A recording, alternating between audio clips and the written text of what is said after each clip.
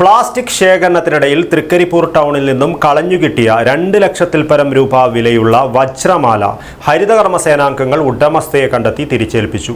തങ്ങൾ ചെയ്യുന്നത് വെറുമൊരു തൊഴിൽ മാത്രമല്ല, മറിച്ച് വലിയൊരു സാമൂഹിക സേവനമാണെന്ന് ഒരിക്കൽ കൂടി ഗ്രാമപഞ്ചായത്തിലെ ഹരിതകർമ്മ സേനാംഗങ്ങൾ തെളിയിച്ചിരിക്കുകയാണ്.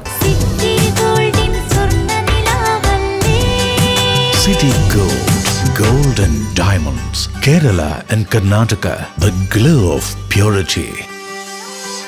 എല്ലാ മാസത്തിലും ഒരു ദിവസം തൃക്കരിപ്പൂർ ടൗൺ കേന്ദ്രീകരിച്ച് നടത്തുന്ന പ്ലാസ്റ്റിക് ശേഖരണത്തിന്റെ ഭാഗമായി ബസ് സ്റ്റാൻഡിന്റെ പടിഞ്ഞാറു ഭാഗത്തെ കാനറ ബാങ്കിനടുത്തുള്ള കെട്ടിടത്തിലെത്തിയപ്പോഴാണ് ഡയമണ്ട് മാല കളഞ്ഞുകിട്ടിയത്.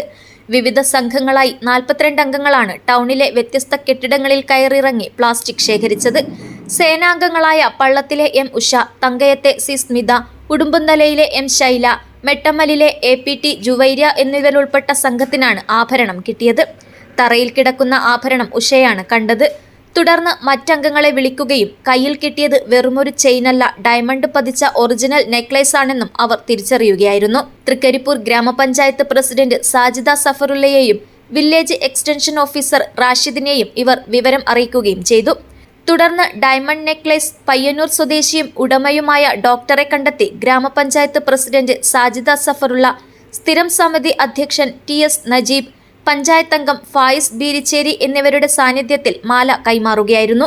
കളഞ്ഞുകിട്ടിയ വജ്രമാല ഉടമയെ കണ്ടെത്തി തിരിച്ചു നൽകിയ ഹരിതകർമ്മ സേനാംഗങ്ങളുടെ സത്യസന്ധതയെ തൃക്കരിപ്പൂർ ഗ്രാമപഞ്ചായത്ത് പ്രസിഡന്റ് സാജിദ സഫറുള്ള അഭിനന്ദിച്ചു. പഞ്ചായത്ത് അംഗങ്ങളും സഹപ്രവർത്തകരും സേനാംഗങ്ങളായ 4 പേരെയും പ്രശംസിച്ചു. ഉറുമിസ് തൃക്കരിപ്പൂർ. News bureau, Cheruvathur.